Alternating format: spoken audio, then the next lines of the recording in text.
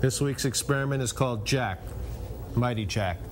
It's produced by Frank, Sandy Frank. Oh, push the button, send him the movie, Frank. I gotta get out of these size 9s.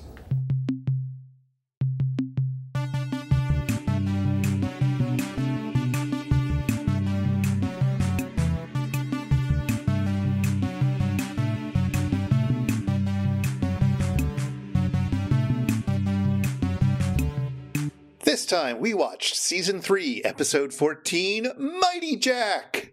In which two secret spy organizations battle for the glory of the world. Don't worry, the good guys win. Go Mighty Jack! Yes, something like that. But first, a little follow-up from our previous episode on Mighty Jack! We talked about the KTMA version, of course, last time, and we talked about bowling a little bit in that one, because there's a whole scene about bowling. And then our discussion about bowling went into the finer details about 10-pin bowling versus duck-pin bowling versus candle-pin bowling. And, well, there's been a little bit of chat on our Discord for Patreon supporters. I mean, of course there has been, especially when we have such strong support from the American Northeast. Indeed, because some of the people who grew up or live in or about New England had lots of things to say. Devoted listener Patrick said, I really enjoyed the discussion about candlepin bowling. That was the only bowling I ever played as a child. Having grown up in New Hampshire, I don't think I touched a 10-pin bowling ball until I was an adult. When he was finally ready to hurl something of that size down the lane. I think that makes a perfect sense evolution-wise. Like, small ball when you're little, and then, you graduate up to the larger, heavier balls. It's awesome. I mean, maybe it works like that, but again, I find the small balls really hard to control. And as a little kid, just sort of having it, having your parent put the bowling ball there and pushing it down the lane with the bumpers up so it can eventually make it there, like, that seems much easier to me, but I don't know. Even now they have the things where it's just a metal thing that has a slope slide that you just put the ball on, and you point it where you want the ball to go and you just push it. You don't even have to bend over anymore. Like, there's no more granny roll. You have a tool for that.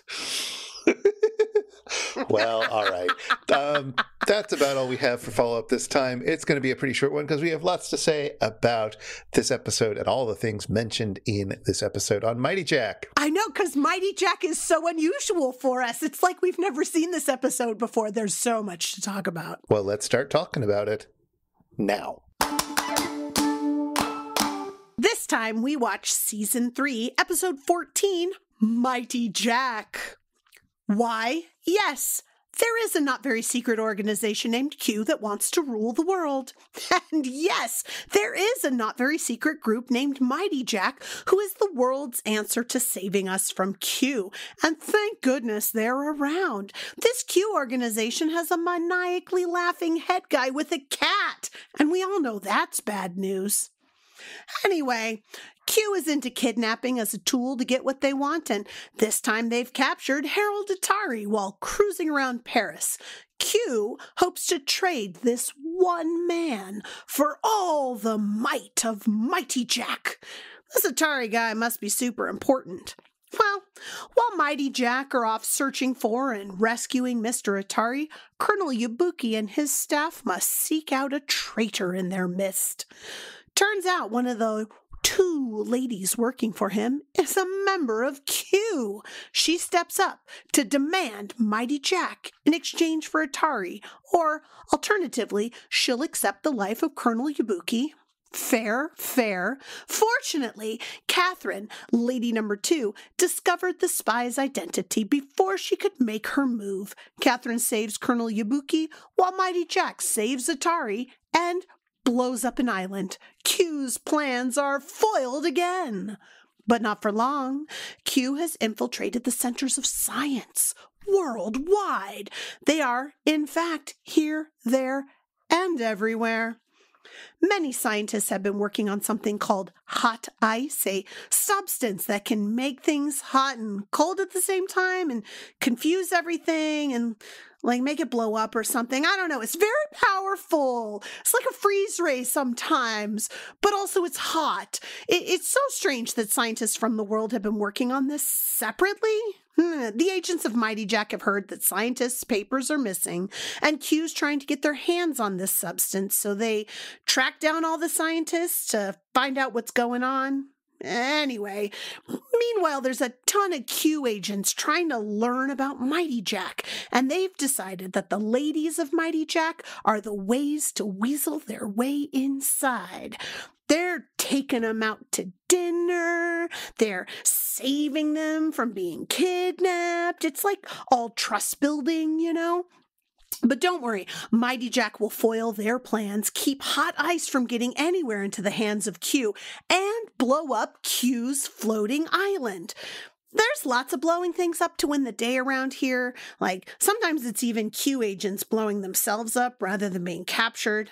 Anyway, the island blowing up thing makes it appear that the maniac with the cat has been defeated. So, go Mighty Jack. The end. Meanwhile, on the satellite of love, panic! A disaster has struck the ship, and Joel's fallen. Crow's blind, and he's totally panicking, and Tom is crying out that Joel Robinson is dead. Face. Wow, remember when people said face? It takes me right back to my childhood. Anyway, that was all for fun. But now it's time for serious business, the invention exchange. Frank is Bond.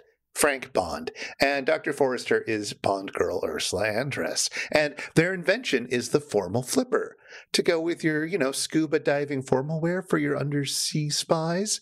Dr. F is wearing high-heeled flippers and fishnets, and frankly, he looks great in them. Meanwhile, Joel and the bots have taken on earmuffs, because earmuffs are silly, but, why not lean into that with earmuffs that look like ears, like your ears, or like the ears of TV's Spock. Anyway, Mighty Jack sounds like a combination of Mighty Dog dog food and Hungry Jack human food, so why not combine them? Crow gets to once again show off his puppeteering skills as he puppets the freaky little Mighty Jack mascot, who makes his own gravy. GPC, dressed up like a dog, consumes that little mascot in a scene that both furries and people into vor can enjoy. And hey, the next break from the movie has Crow dressed up like a cat, though he can't commit to the bit, as Tom sticks Joel into a tube like what the bad guys do to Mr. Atari in the movie. But despite all the temptations, Joel doesn't look at the blinding lights, or the swimsuit posters, or the Paul Klee painting. Joel has an iron will. And then Joel puts an aquarium in front of Cambot to pitch Hollywood on an undersea adventure story. But Tom and Crow get frustrated that Joel is essentially playing with his bath toys, and they leave. And Joel gets sad. Doesn't he get to be nutty? And anyway, after the movie, they end it all with a big shanty. Slow the plot down, laddies. Slow the plot down. Joel plays the same toy accordion that Mike would play for my wild Irish Ireland in Alien from L.A., so that's neat. And Frank is inspired and recites a Herman Melville poem while holding a proper accordion, which is also neat because now we know they had access to a proper accordion, but used a little green toy accordion because it was more fun. So, that's cool. Anyway, what do you think, sirs? I can't believe we had to watch this movie a second time, Chris. Get used to it because we have a few more of these to do before we're done. It's true. And I have to say, I think that they cut the show better this time in order to have it make more sense. Like watching the Mighty Jack episodes had a more coherent story this time, which was really helpful. And although I totally missed the everybody's running to get to Mighty Jack and they're getting time to see how quickly they can all be, inside of their Mighty Jack ship. Like, I love that sequence last time. It wasn't in here this time, but there was just a better story. It made more sense. I think that also might just be because now you've watched it several times. And many MST3K episodes, I find at least, especially some of these older ones or some of the ones that are made from TV shows, it took me many viewings to figure out the basic plot. And I'm sure Mighty Jack is one of them. Even figuring out that it was like 2 TV episodes put together. I don't know. I guess they mention it in the riffing, but still, it's just so hard to follow these movies sometimes the first time you see them. Entirely agree. Yes. You know, but I was thinking as you're describing that opening segment that they do depict, they go into this like knick-knack store or travel store or whatever the front is supposed to be. They go inside, they run upstairs, and then they have to like run downstairs into the ship, which leads out into the ocean. But the storefront doesn't seem to be on the ocean. It is a wild and wacky world, that you could be so far from the ocean and yet so close.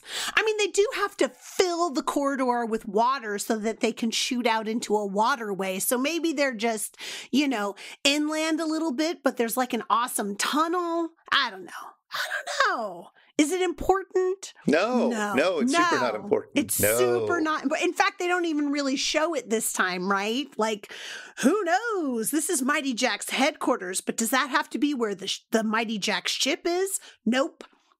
Could be anywhere. I think maybe they just beam to it, like Star Trek style. Yeah, we see a lot less of them building the ship, but we do pay a lot more attention to all the bank turns. Yes. Well, that is super important. It's really important to know that no, it's not important at all. I have no idea why that becomes the visual that they hold on to this time, because I don't remember all those bank turns last time, but maybe that's just because they weren't pointing them out every single time. I think that's part of it. Also, I think most of the bank turns are narratively justified because they are happening when they're like finished with one thing and then plotting a course somewhere else. So in addition to being sort of visually nice to give you something other than a plane going by, they are showing that nah, Atari's changing his mind. We better go back and blow up that island. Yeah, I guess it's just that they just show so little of the ship this time that they only show the ship changing its mind. So I don't know. Is it ever really on the way to do something, or is it just kind of running circles in the sky all the time? Well, the bank shots, the constant bank shots, are one of the things that I do remember about the riffs and this episode in general. But that is not the line that I think about when I think about this episode. That's not the one that I was hoping you would recognize for being the finest moment in this episode. Oh, my God. Well, I mean, I had in my notes, which you had access to, there were a couple of them that I had, is this it? Is this it? One of them was the $10,000 pyramid moment. Was that it? That was not it, although I did enjoy that. Was it the Puma? Was it that one? I mean, that's a moment that I love from Ring of Terror, and they brought it back for this, but no, that's not going to be it. I don't remember what else I put a little star next to. You got to tell me. I'm dying with anticipation here. So I feel like I've actually told you this recently, but that's okay. At the end of the episode, there's a moment when the half-German son of the scientist, who turns out to be part of Q and stealing his father's work to do evil with it, is caught and trapped. And he decides that things are hopeless, and he leans over his briefcase and causes it to explode. And the riff is, he died as he lived, loving his work. He died as he lived, loving his work. Oh my gosh. I totally did not. I cannot think about that moment and that line without cracking up, even now, decades later. That is such a good joke. It's true. Loving his work, huh? Wow. I mean, I remember the moment plot-wise because it's Fritz making sure that not even Mighty Jack has hot ice. Right. Right? Because he is blowing up not just himself, but all of the papers and everything that's been made with hot ice so far. So now not only is Q without hot ice, but so is Mighty Jack. I mean, they have weapons of their own. It's fine. Yeah, and also the scientist is still alive, the father. Sure, but he doesn't have his notes anymore. We've all seen what happens to scientists when they don't have their notes. They can't reproduce them anymore. That was the problem in the House of Frankenstein. So, I'm just... It's true. It's also important because they don't want to have to deal with the hot ice again in the next episode because, sitcom logic. Yeah, exactly. Well, and there had been problems, right? I mean, they were putting together hot ice science paper from multiple sources because they had to steal from multiple scientists. And you know how scientists don't like to work together. I mean, that's totally the premise of hot ice never being formed before. Hot ice. Hot ice. It sounds like a club, don't you think?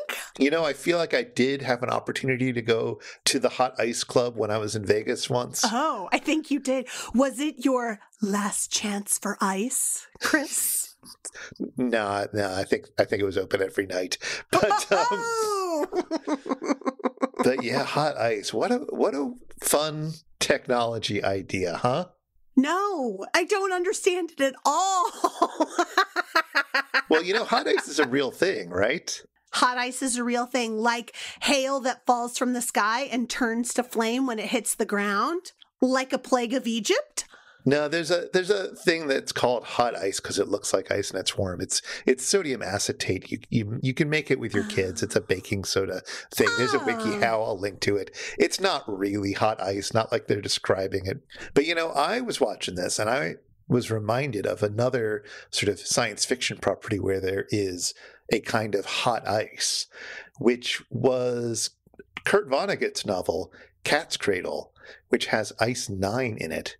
A type of ice that was designed, so to speak, to melt at a very high temperature compared with normal ice. Because of the molecular structure. Yes. Yes. I have to say, when you were like, oh, we should read about Ice 9, I totally went to my my Libby app, which is what my library uses for you to be able to get audiobooks and stuff. And I put in Ice 9. And the thing that came up was not the Kurt Vonnegut novel at all. It was the 9th book inside of a series called Melting Ice. So it was called Melting Ice 9.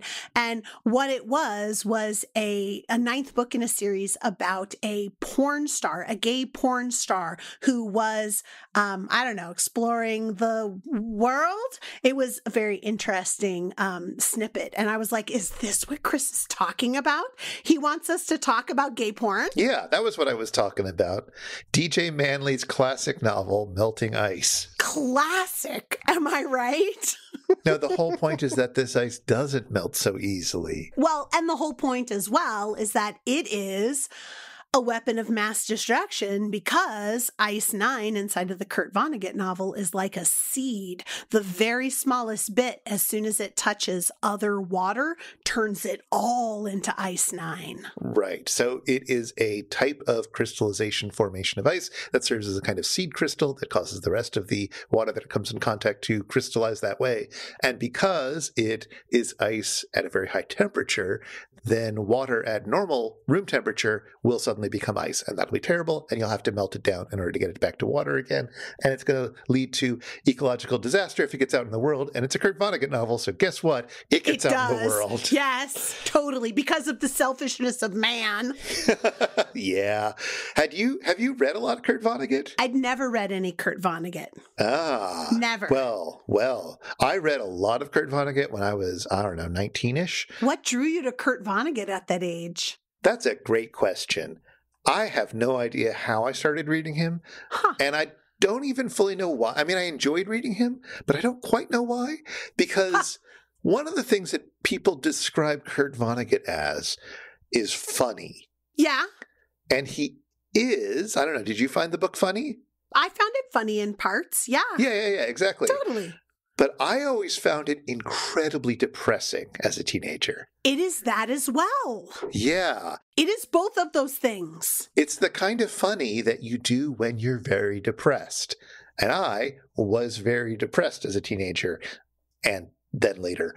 But, Yes, and humor was one of the ways that I processed this, let's say, in a way that felt very simpatico to what was going on in the Kurt Vonnegut books that I read. So, it's sort of like BoJack Horseman, a TV show that I enjoyed quite a lot. But when new seasons would come out, I'd have to binge watch them, or otherwise I would be in a weeks-long depressive funk. Oh my gosh, that's so funny, because in our household, it was exactly the opposite. We would binge watch until we hit a tipping point where we were like, I just need to stop.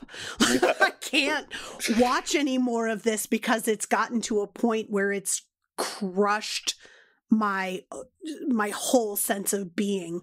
Like the one where we're not talking about BoJack Horseman. No, we can't go that many levels deep into we can't go that many levels deep, but that it just would reach a point where it was just like, oh my God, this world is so bleak. I'm not ready to revisit it.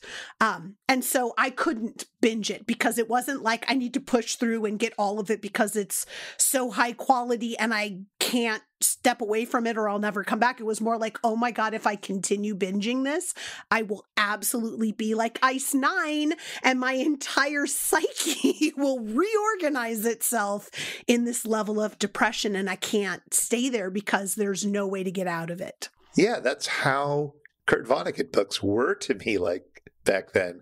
And I kept reading them. I don't know. It doesn't feel healthy, but I did it. Like I chose to do it. I don't know. I mean, to be fair, like it is a read that has a lot of humor. It's a fairly quick read. When I looked at the chapter list, I was like, oh my God, this is like reading a Dan Brown novel. It's going to be like a paragraph and I'm in the next chapter. Like I'm always going to feel like I'm at a place where I could walk away from it. And then when I started reading it, I was like, no, that's actually not the way this feels at all. While I'm in the act of reading it. While I'm reading this book, I feel like I can just do another chapter. I can just go a little bit further because it didn't have that sense of utter depression for me going through it. Yeah, I wasn't that badly affected this time. But yes, as you point out, it's got like, I think 127 chapters in what is a fairly short novel.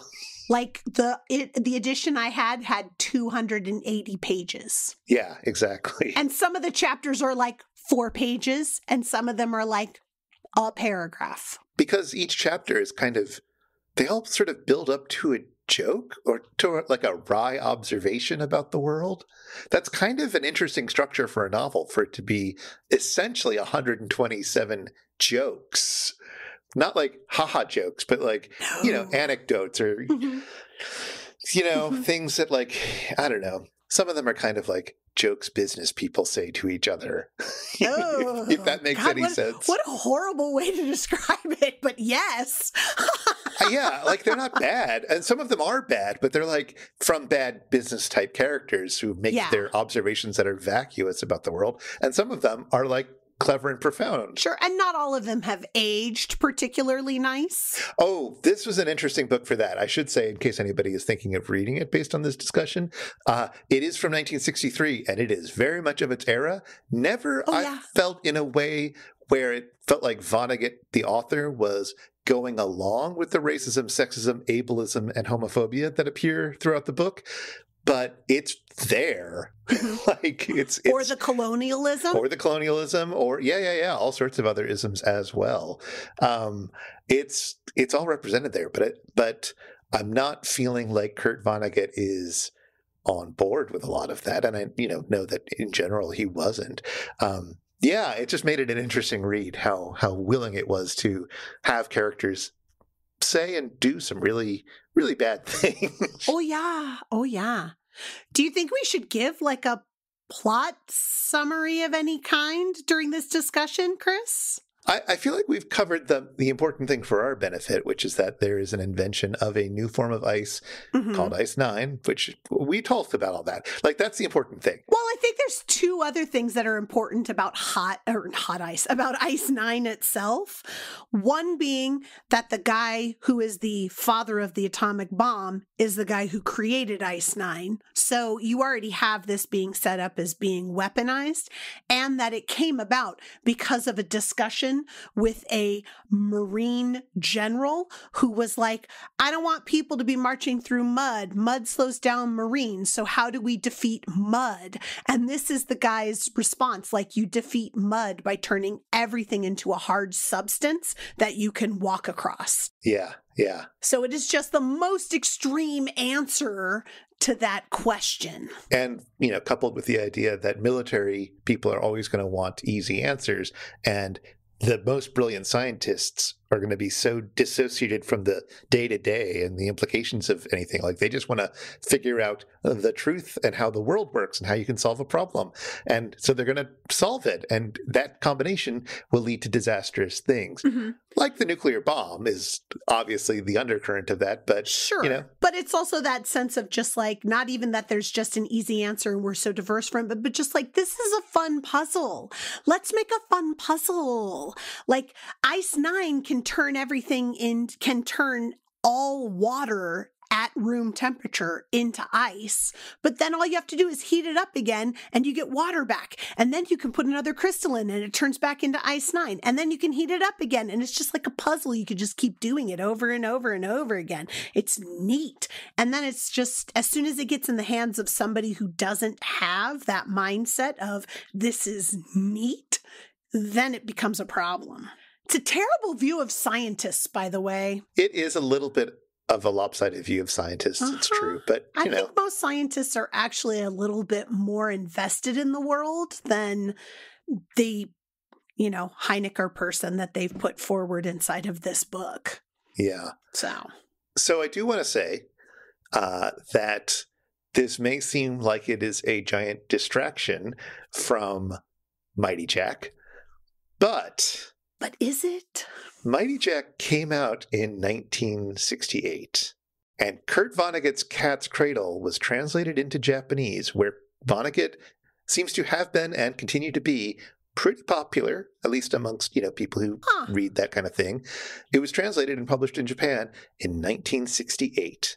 Oh, that seems like a very quick turnaround to put together a television show that does something with Ice 9 / Hot Ice 9. But maybe. Exactly. And they're not the same thing at all. No, but you do have the sense of scientists who are creating a thing that they don't know. They're not thinking about how it can be weaponized. And people who are close to them, their children, are taking it and making it something that is weaponized, that will, and trading it for acceptance into organizations, which is what all of the kids of this scientist do. They all have a piece of Ice 9 that they use to have human contact, to become a part of other groups, right? The one guy uses it to become a high-level official in a government of a small island. The one uses it to be able to become the wife of somebody who works for national security, and the other one uses it to have a relationship with somebody connected with the USSR. It's like, what? Like, they're trading weapons to become have relationships with other humans. It's so sad. See?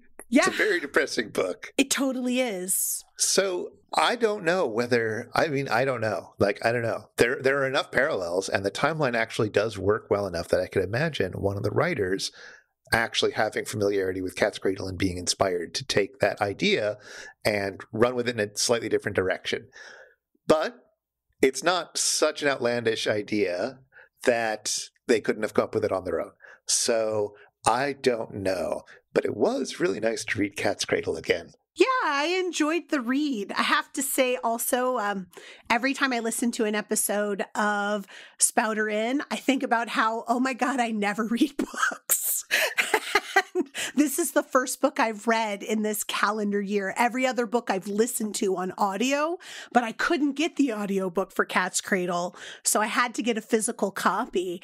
And it's the first book I've read as a physical copy all year. And I'm just like, oh, I need to do more of this. I actually enjoy this. I enjoy it a lot. Listening to audiobooks does count as reading. Okay. I very much want to underline that. Yes, no, I entirely agree, but it is a different experience for me to listen to the audiobook than it is to be physically holding a book. And this is the first book I physically held a copy of while I was reading. And it just, I forget the pleasure of that experience. Hey everybody, it's time for the Shallow 13. It's time for the Shallow 13. 13 little plots to destroy the world of today's experiment. Mighty Jack. Go, Chris, go.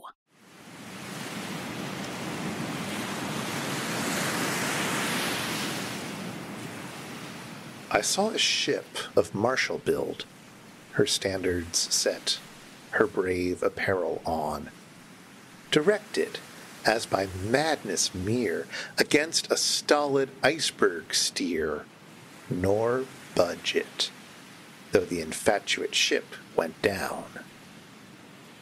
The impact made huge ice cubes fall, sullen, in tons that crashed the deck. But that one avalanche was all. No other movement saved the foundering wreck. Along the spurs of ridges pale, not any slenderest shaft and frail, a prism over glass-green gorges lone toppled. Or lace of traceries fine, nor pendant drops in grot or mine were jarred when the stunned ship went down.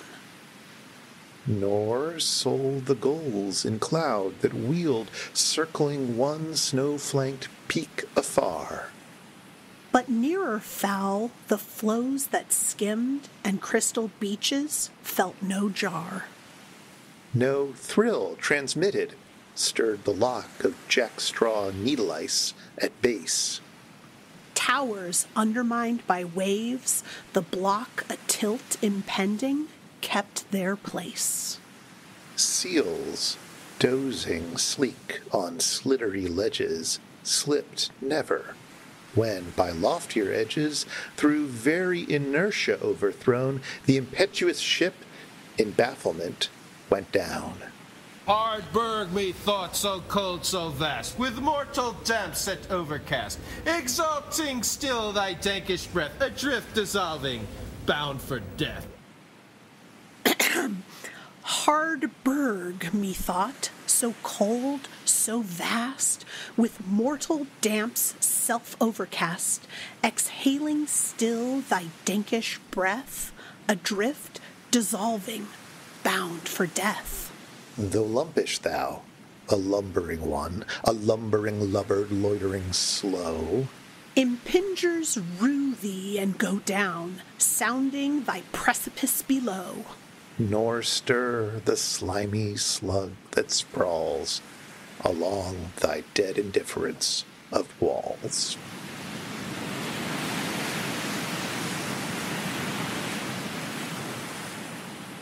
And that's The Berg, A Dream by Herman Melville. And that's time. Ah, poetry. Ah, poetry. For those who didn't quite follow what was going on in that poem, he's having a dream about a big warship that's all decked out that runs for no clear reason directly into an iceberg, and a little bit of ice falls onto the ship and causes it to sink into the bottom of the sea, but nothing else is disturbed. That is an implacable iceberg. None of the delicate icy bits that have formed crash, nothing. The waves don't even disturb the seals. Nothing's disturbed. The beach feels waves, but whatever. Even a little slug doesn't fall off. Doesn't care at all. No. But that iceberg, still going to die, still melting, slowly but surely, and yet it's indifferent to what just happened. Sad poem. Yeah. We're talking about sad literature today as we talk about Mighty Jack. I mean, Herman Melville, hysterical writer, but not that one. Apparently he dreams sad, but he writes funny. Who knew? I mean, Moby Dick is funny, but also sad at times. Yeah, well, maybe I can do something to lighten the mood a little bit, Chris. Oh, okay. I mean, if you want, we could totally lighten the mood. I love the riff about the $10,000 pyramid. And it really inspired me to go back and watch a couple of episodes of the $10,000 pyramid, the $25,000 pyramid. I did not go so far as to watch the $100,000 pyramid, but I did get some of those early ones in. And is this a show you watched as well? Oh, no, I did. Let's set up the clip a little bit more first. It is, what's his name? The big honcho who hires Atari. And the secretary, who's not evil, are sitting across from each other in chairs.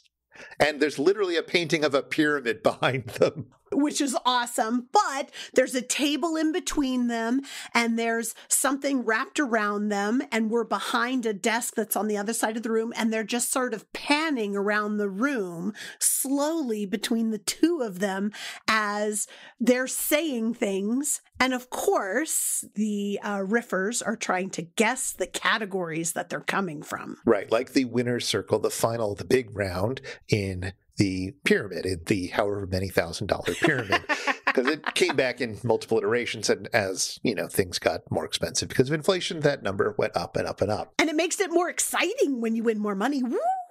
It's true. Yes, absolutely. I watched this show plenty. I watched all sorts of game shows as a kid. I was a big game show freak. I always wanted to host a game show, and now I have a game show podcast that I haven't really updated in a while, which I should get back to at some point. Yeah. It's a shame. But absolutely. Yeah, the Game Show Network totally seems like it's made for you. Yes, and I had to do it before the Game Show Network existed. But certainly when it came on the scene, I watched quite a lot of it. Mm-hmm. Very much so. Very much so. So in the winner circle version of the pyramid, you've got a stack of 6 categories. Each one is supposed to get a little bit harder, and you get more money for each one, but you really don't win much money unless you get all of them. And it's a category, and the celebrity, because it's a celebrity paired with a normal person, the celebrity looks at the category and tries to fulfill it. Maybe. It's No, it's always the celebrity who does that role. It is not. It's not in the normal part of the game, but in the winner's circle, I thought it always was. Nope. I have so I went back and watched a bunch of them, and the example that I found, of course, has our beloved Betty White. Yes, she was good at this game. Yes. Oh my, well, she's good at all game shows. She's like amazing. Yeah. But I have 2 final rounds that include her, one of which has her making a list of things and the other person guessing the category.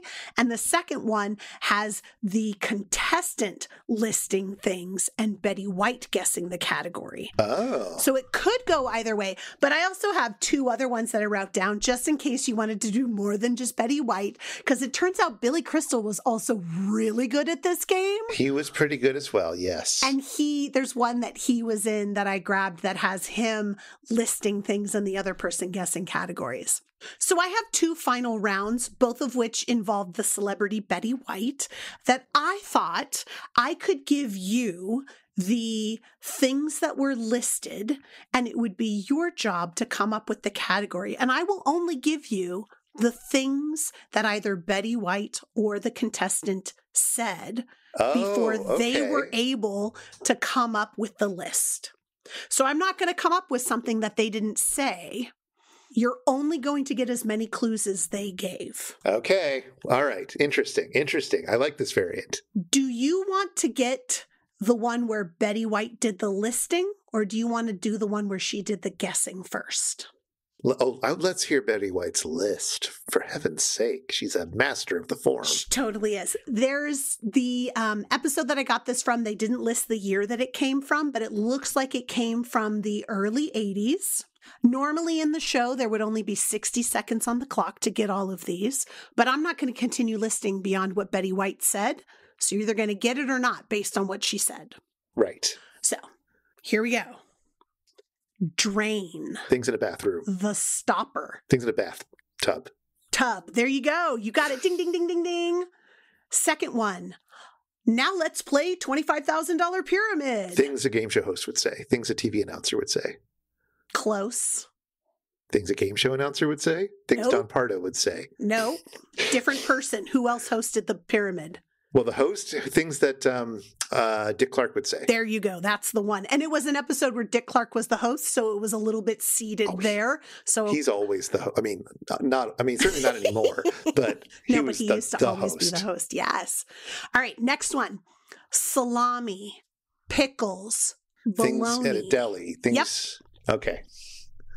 A baby's birth. Your baby's birth. Things you remember. Things you commemorate. Things. Things you have a photo of. Things you take a movie of. Things you take a home movie of. It's a feeling. Things that make you happy or excited or okay. Happy events. I wouldn't have gotten that one. Oh, there you go. That's an anxiety producing event. Yeah. If you had been the contestant, she would not have said a baby's birth. But the woman who was the contestant she was playing against had just been talking with Dick Clark about wanting to show a picture of her baby on the show. And he was like, well, if you win this, we'll put the picture of your baby on the air, right? Like I will run down to the audience to your husband and grab a picture and show it to the cameraman. And so it was something that had already been seeded beforehand. So it was a perfect Betty White thing. Wouldn't have been what she used for you. No, Betty would know me better, even had we just met and only been in the studio for, 20 tense minutes. Exactly. All right, next. Jewelry, flatware, candlesticks. Things on a wedding registry. Nope. Oh, okay. Jewelry, anniversary presents. Flatware, candlesticks. That's it? Yep. And it's not things on a wedding registry? Nope. Things you buy for a wedding. What else do you do with these things? Things that jewelry, flatware, candlesticks. Mm-hmm. Things you buy for an anniversary. What's it made of? Things made of gold? No. Jewelry, flatware, things made of china? Candlesticks. I don't know what it's silver. Things that are made of silver. Things that are made of silver. Okay. Last one from this category, which you would never have seen, but there you go. No, I could have passed. You could have passed. Oh, no, you could have, yes. Because Betty White would have said more things for you. The Lone Ranger's horse. The Lone Ranger's horse, who was not made of silver, but rather, yes. Anyway. It's true. The last one. Spies. Thieves. Bad guys. Villains in a movie. Close. Things in a James Bond film. Spies. Thieves. Things you don't want your child to grow up to be. Especially if they're part of Mighty Jack. It's sneaky things. Sneaky things. Oh, yeah. She had to really sell. You had to sell how you did. Sneaky, and she did. Spies. It was fabulous. Because you're not allowed to use body language, really. So you have to do it all in your voice. Yes, which is hard. And she did a very good job. And the person who was opposite her won the final round, got the $10,000. It was fabulous. That's Betty for you. That's Betty for you. She's a great lister, but she's also a good guesser. Okay. So here's the version where Betty White was guessing and the contestant chose to give her the things that she was listing. Wild choice. I know, for right? that contestant. But and this one is all from 1993. Whoa, okay. Purportedly. I know. Or excuse me, 1983. Oh, that makes much more sense. Woohoo! 83. So around the same time as the other one. It's still a final round. Here is the first category. The list is Miami. That's it? Places in Florida. Done. Okay. I want my hair cut. Just a little trim. Things you say in a salon. Things you say to a barber. Perfect. Okay. Pepper. Salt. Things paprika. On a table. Things that spices. Spices. Nice. Okay. Logs. Duraflame logs. Things you set on fire. Matches. Things in a fireplace. Things you used to make a fire. It's related to fire. Things you used to keep you warm. Things that combustible things. It's burn. It's burn. Burn. Things that burn. I think, I feel like I might have gotten it for that. I don't know. Do you think they would have given you things you light on fire? They might have done light on fire. Yeah. Next up, the star, the twinkling lights, strung things in the night popcorn. Sky. Strong popcorn? Strung popcorn. Strung popcorn. Things on a Christmas tree? Beautiful.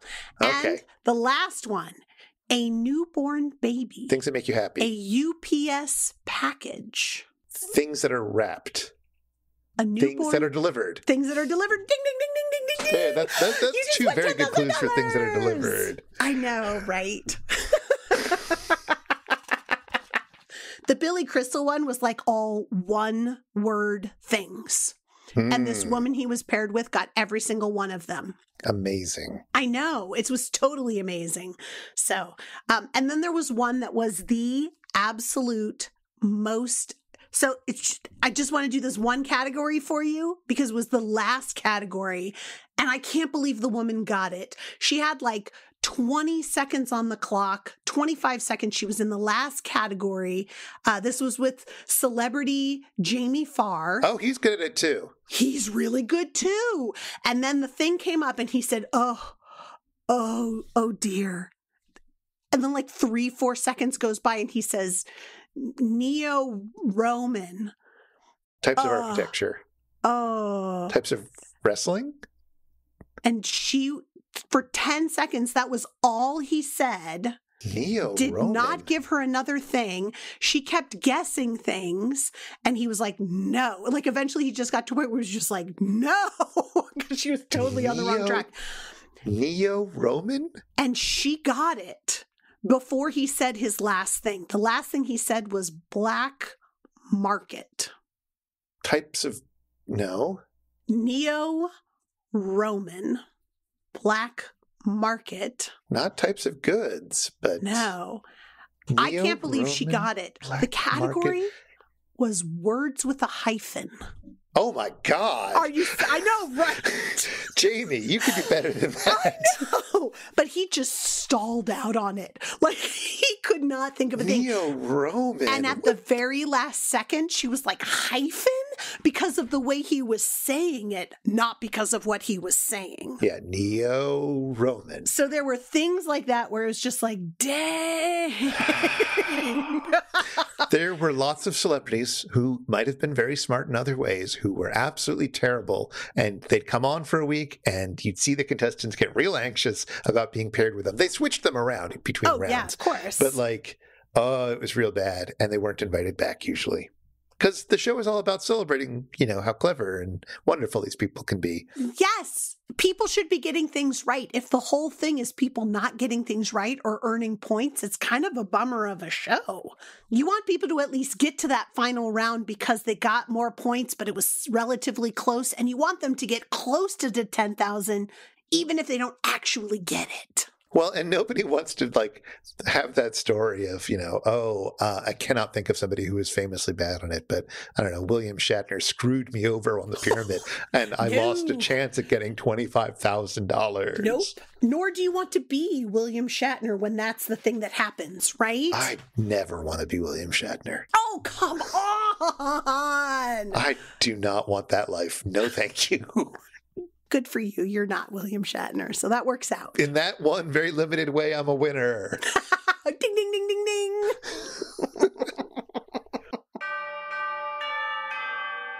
Well, Charlotte, we've talked a lot about Mighty Jack, or we've talked a lot about things that are mentioned in the Mighty Jack episode, which is also nice.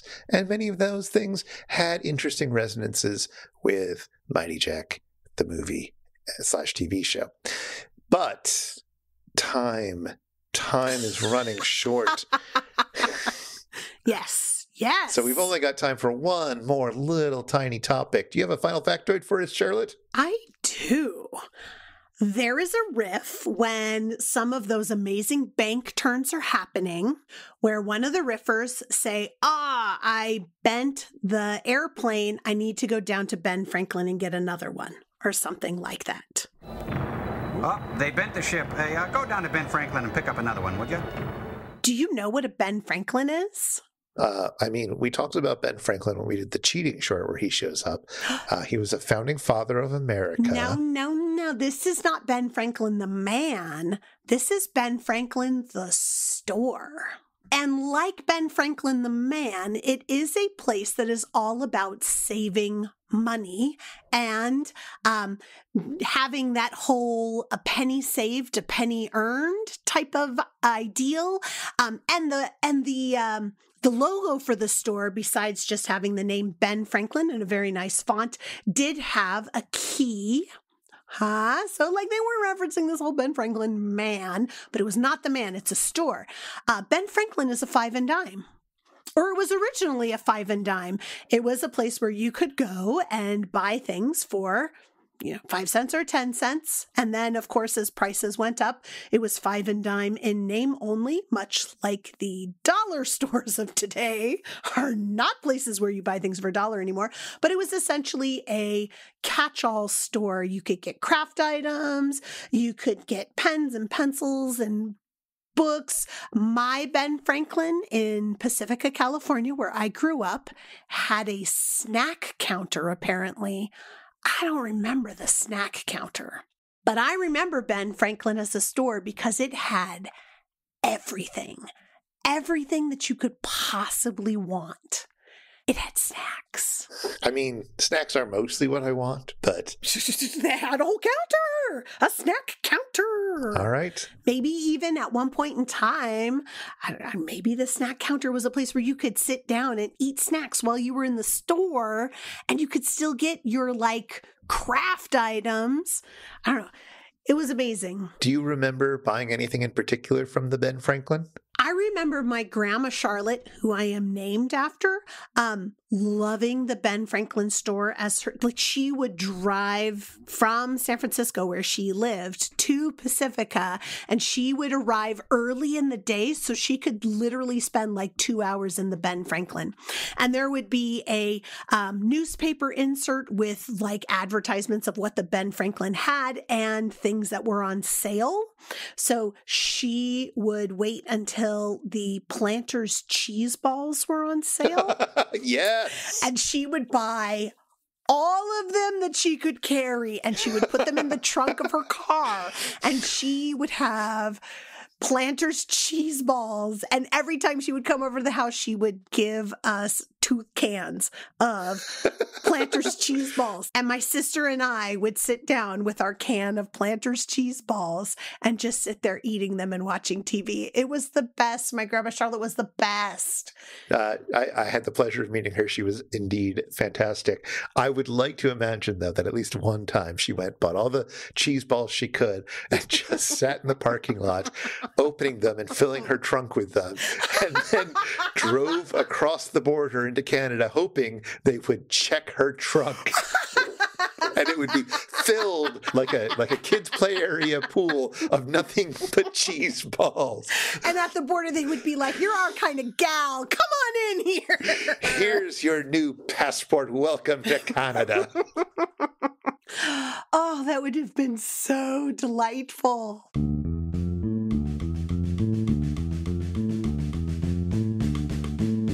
If you've been affected by the issues on this show, if you like your ice nice and hot, or if you'd like to ask us anything, get in touch with us. Our email is info@itsjustashow.com, and we'd love to hear from you.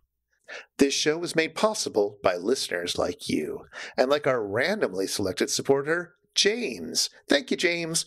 For as little as $1 an episode, you can be like James and help us research and record this show. You can join us in a friendly Discord, and you can listen to all our superfan bonus bits.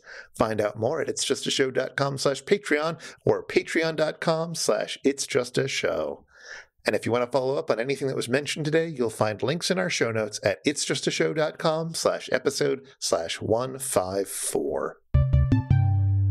We're not watching Mighty Jack again. Tell me we're not watching Mighty Jack again. We are doing season 14, episode 2, Mighty Jack. Let's do it again, they said. Let Emily have a crack at it. Why not? No. No, we're not doing Mighty Jack again. We are going to be looking at season 6, episode 18, High School Big Shot. That sounds fun. I'm glad we're doing that after the school year's over.